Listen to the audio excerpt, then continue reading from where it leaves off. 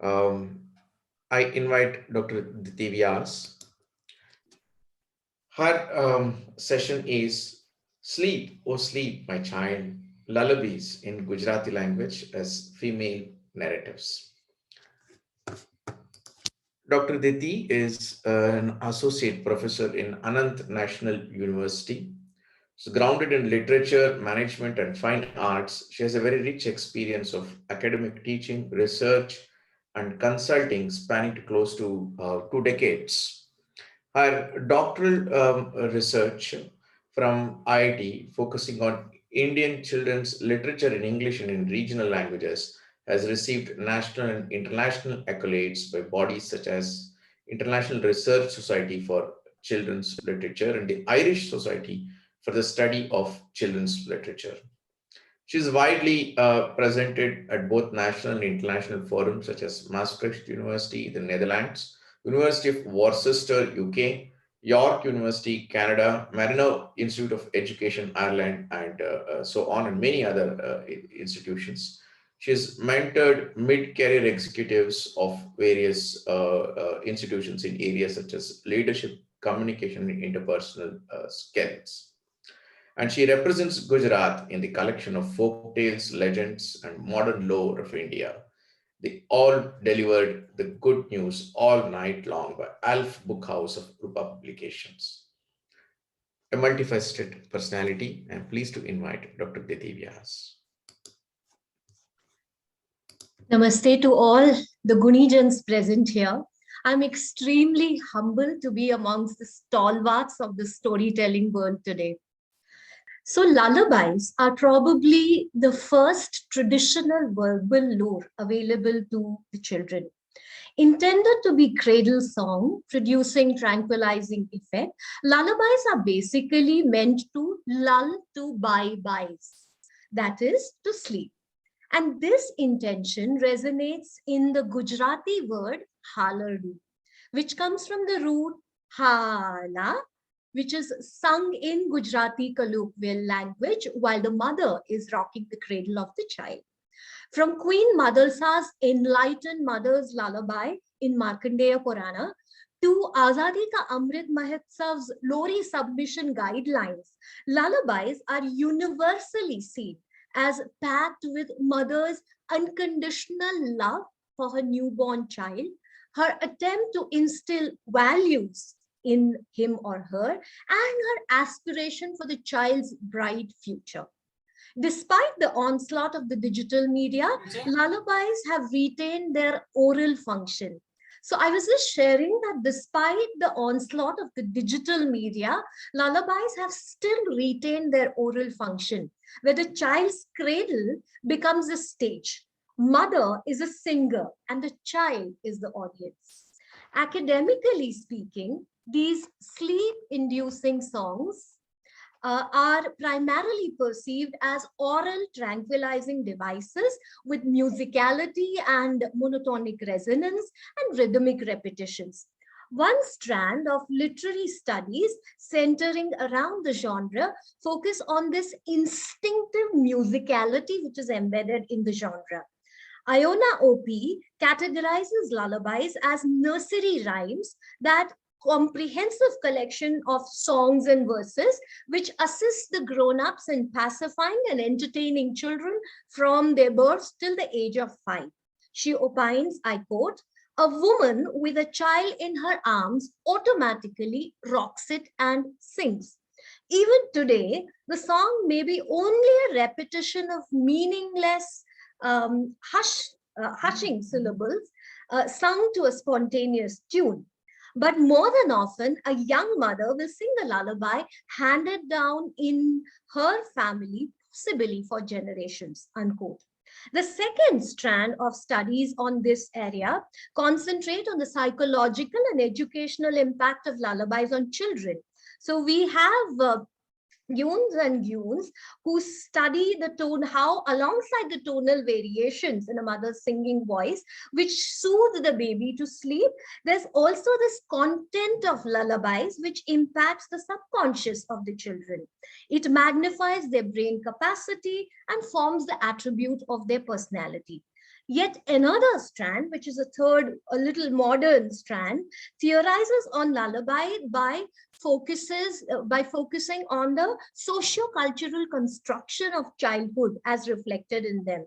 And we have the proponent of this strand, Miri Baroch, who demonstrates the dichotomy between the sleep-inducing purpose of a lullaby vis-a-vis its disturbing content, such as family distress and threat of war and financial hardships. These strands are also visible in the scanty little theorizing that we see in Gujarati children's literature. Kanu Jani, in his essay called Halardu Ek Vatsalyavani, states that it is not necessary that lullaby becomes a poem. It should just be musical, and that itself helps in building the character of the child, I unquote. He invokes the terms such as Matru Udgar, a mother's utterance, or Matru Gunjarav, which is mother's humming, and reiterates the soporific performative aspect of lullabies by focusing on the child and by drawing parallels from lullabies from Europe, Africa, and America. Usha Upadhyay also takes the path of psychological, linguistic, and musical impact of lullabies on child into consideration.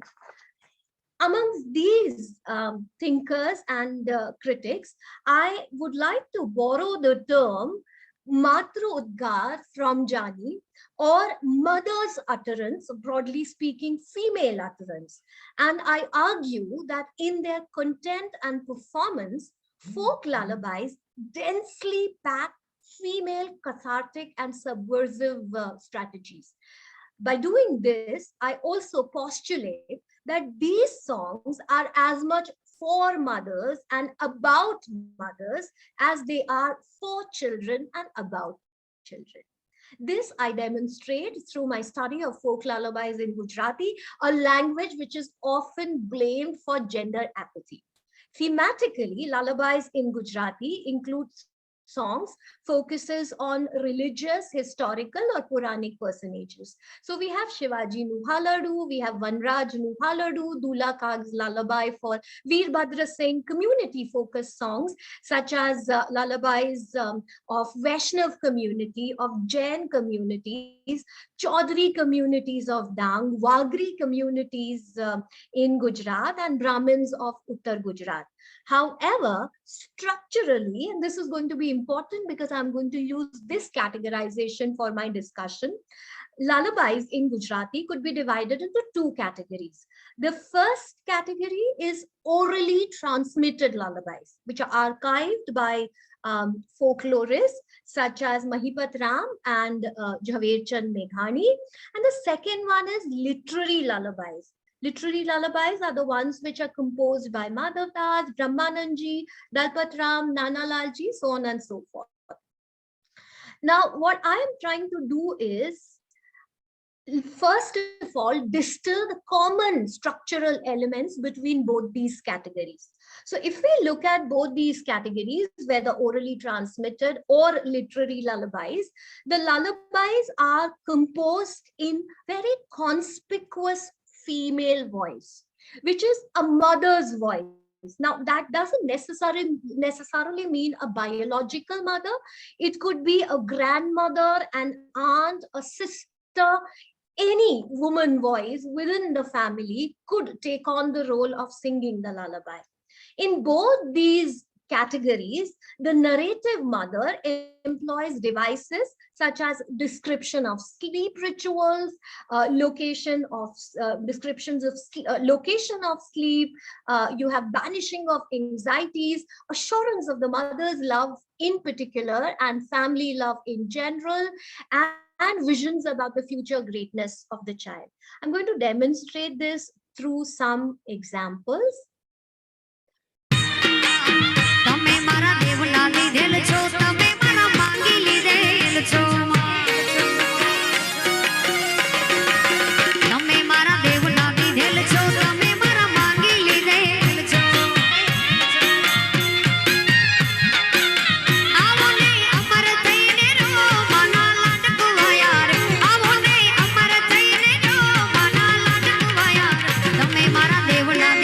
Tell So this is the one in which the narrative mother is making the child feel loved, wanted, precious. The child is a gift from God, and she's wishing that the child stays eternal. The other one is this one that we see on the screen is about the assurance of the family love. So the lullaby goes like this: Podo ne mara hari halo halo, tu to tara baap ne walo, podo ne mara hari halo halo, tu to tari mata no lalo. So it goes on. It talks about the father, the mother, the paternal uncle, the paternal aunt, the maternal uncle, and so on and so forth.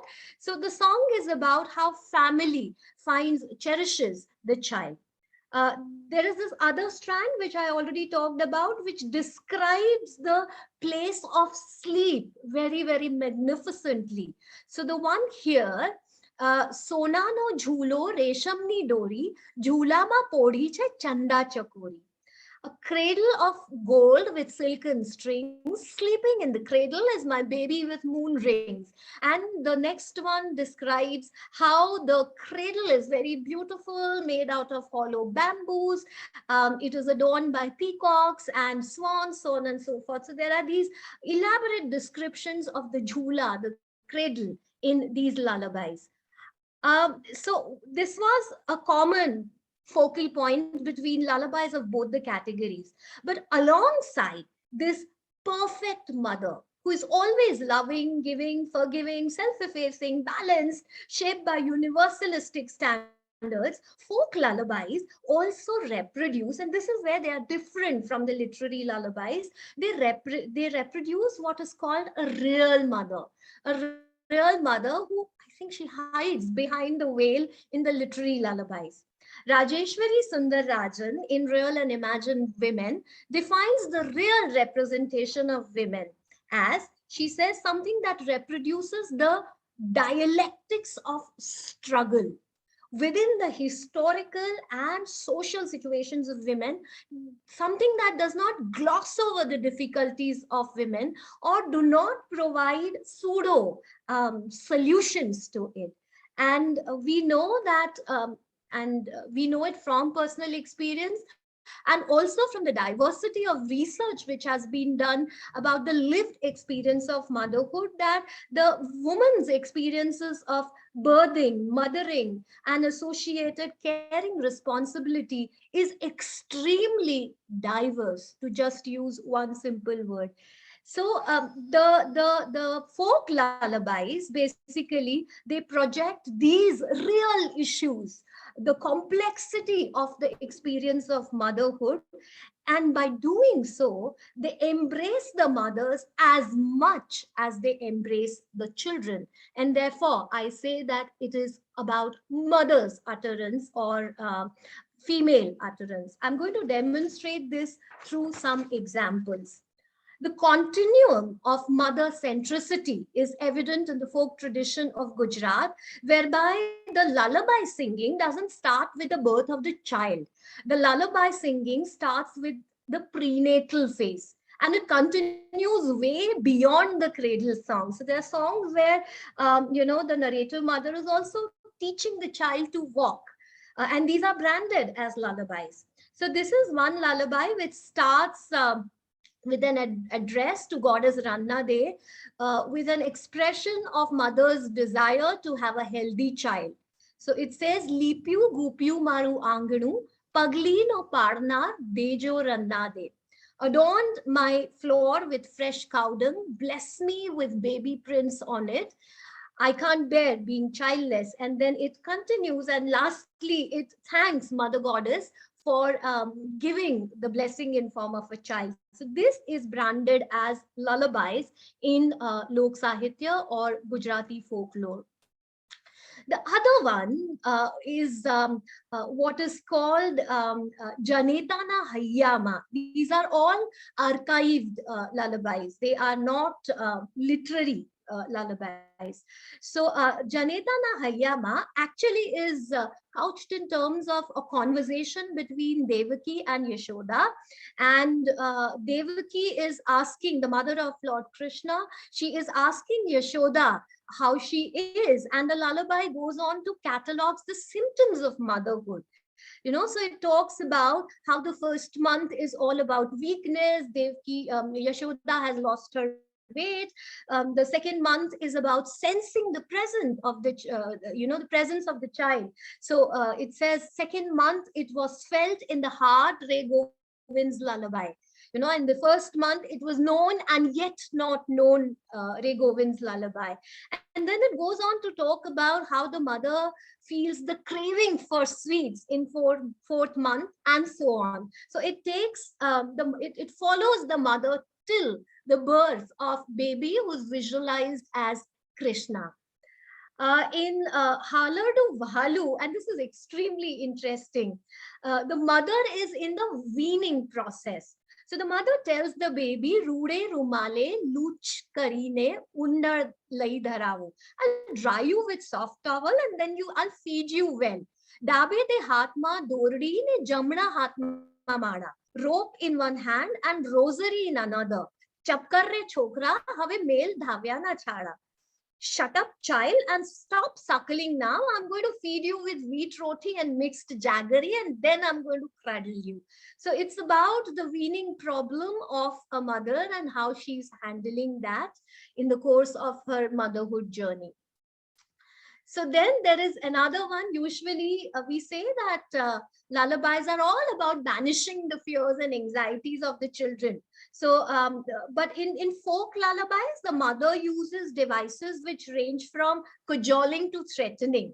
So in Chana Re Raho, Beni Chana Re Raho, please stop my little daughter crying. How do I put you to sleep? The mother entices the daughter to go off to sleep by offering blessings and pats and endearing looks and affection.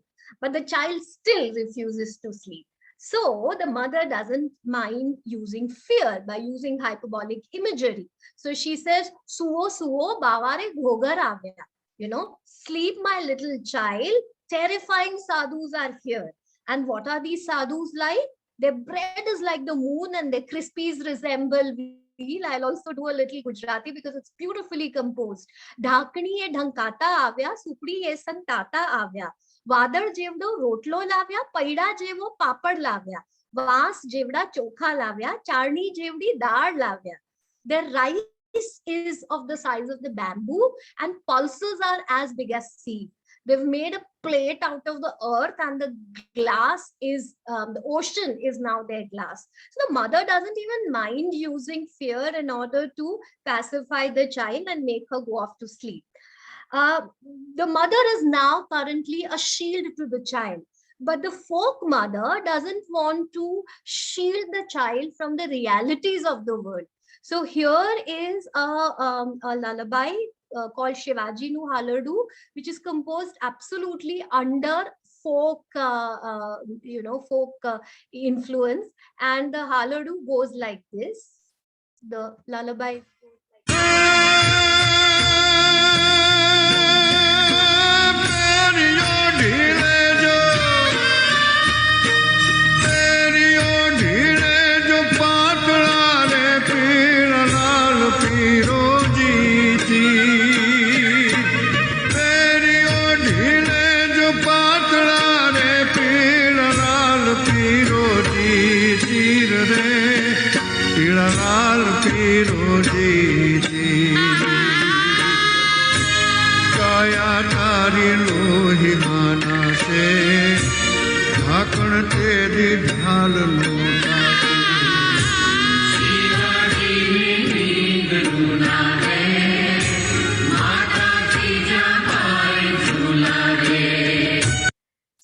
here the mother is exposing the child to the real dangers of the world, and she says that your shield is going to be your lid and you're going to bathe in blood in future. Currently go off to sleep and rest.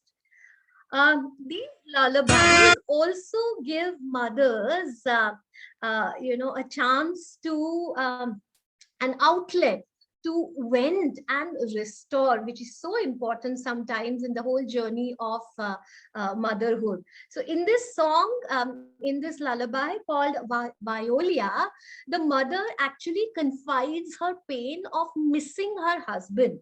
She tells her son that when you meet your father, scold him because he has gone to another country and he has not even written a single letter to me. And further, she goes like this.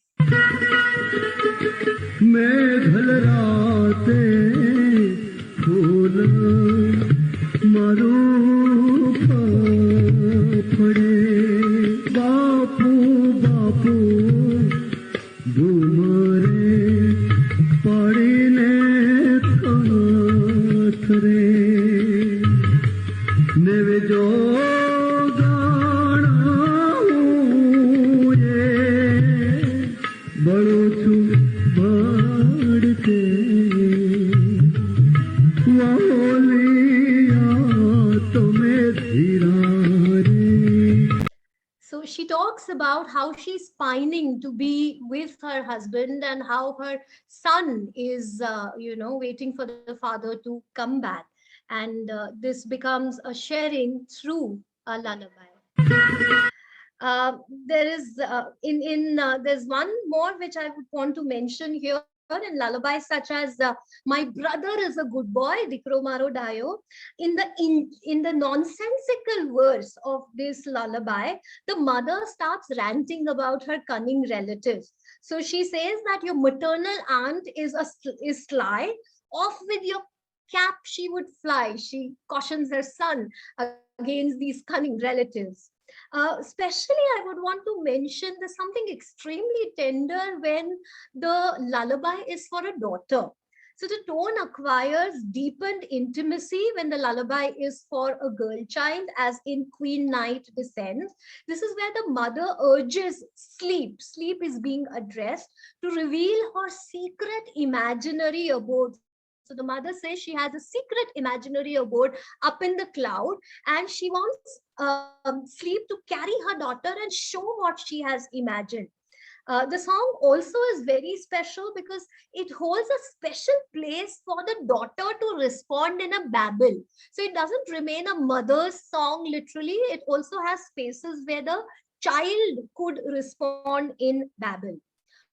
I'd also want to highlight how the power of orality comes into the fore through this particular couplet. It is called "Parrots of the World," Sudare Jagatna, and this is where there are two versions which I could find in the process of discovering lullabies in Gujarati. And the first version goes like this. It's a translation.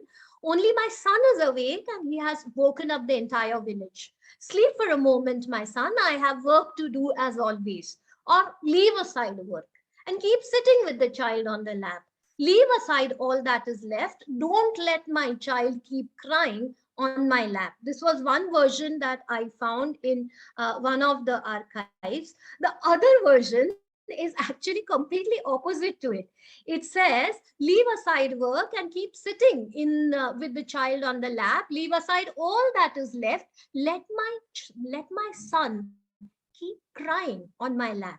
So this was very, very unique. Somewhere I realized that the second version is an improvisation by a mother who is who through the motherhood is trying to escape through the drudgery of domesticity. She's trying to escape from the drudgery of domesticity by being engaged in childcare. So she says, for a while it's okay, let him cry so that I can rest with my baby. These versions bear witness to the fact that the textured mother's voice in folk lullabies celebrates all the hues of motherhood, all the colors of motherhood. This multi-layered mother's voice becomes almost monotone with the passage of lullabies from the ear to the page, exposing Gujarati literature and children's literature in general to the charge of apathy for gender issues. This total disregard for what is happening in the world of mother empties these songs of their female folkloristic elements. And I would want to underline the fact that none of these folk lullabies are available in digital formats. I could discover few of these sung from people who are folklorists and all scattered around, but it is not available generally accessible across. So this is about the power of improvisation which folk literature would give. I would want to close by highlighting, by talking about the socio-cultural practice of lullaby singing. So we know that, and I'm not talking about this platform, which has storytellers and singers, but broadly, lullabies are not a part of our culture and life as they were in past. The busy modern mother in the nuclear family, juggling between work and life, leaves her child with a musical apparatus, or uses maybe going to bed books such as Moonlight or bedtime stories to perform the function of lulling the child from wakefulness to sleep. However, these idealized, scripted creations lack the healing power of orality. In fact, the practice of singing lullaby to a child performs a function akin to what is called non-directive counseling intervention that is used in treating postpartum depression. Based on the Rogeria principles of therapy, in non-directive counseling, the counselor offers, I quote, listening visits. The counselor aids in exploration and understanding of feelings without offering any judgment or advice.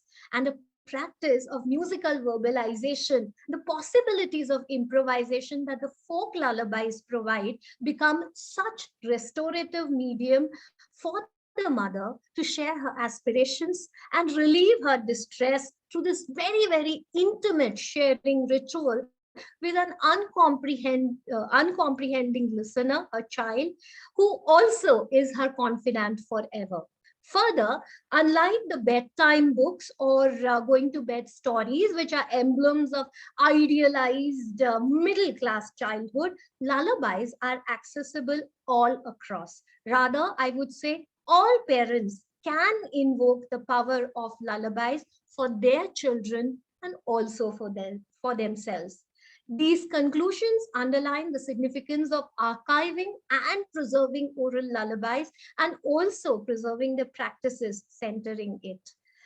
So, by keeping the lullabies alive, let us promise to celebrate our mothers in all the myriad swarups and avatars that we see them. Thank you so much. That's all from my side. Thank you so much, Dr. Diti. I think that the lullaby is also it's both at once a musical form and also a narrative form is important for us to realize. There are so many narratives that you presented. What kind of situations, emotions, that get portrayed. I think we focus on the musical part of it, but there is a storytelling dimension also in that. The song on Jijaba and Shivaji was really very haunting. It's much more than a lullaby. It is way, way beyond actually. So thank you so much. Excellent presentation, and I am extremely moved. And we in Maharashtra, of course, Shivaji Maharaj is a great historic figure for us, and it would be very interesting to know more stories, and maybe a possibility of, because some part of India, especially in the later years and later period, also devilize Shivaji Maharaj, because in some part of Bengal, I believe, I have heard these stories that mothers would put their children to bed and sleep by telling them, "So jao jaldi se, nahi to Shivaji aa jayega." So these are the stories which tell us something much more than the words themselves, and how a story travels across the continent. Because Shivaji Maharaj, as I said, it's a huge figure for us in Marathi culture. but how Shivaji travels and Shivaji stories travel across the continent is something that I would I would like to look into. And you had excellent presentation. So thank you for enlightening us. In fact, Varadaji, I use this platform to invite people who would want to collaborate on lullabies. It'll be great if we can put together this vast repertoire of amazing literature that is there, hidden in various states.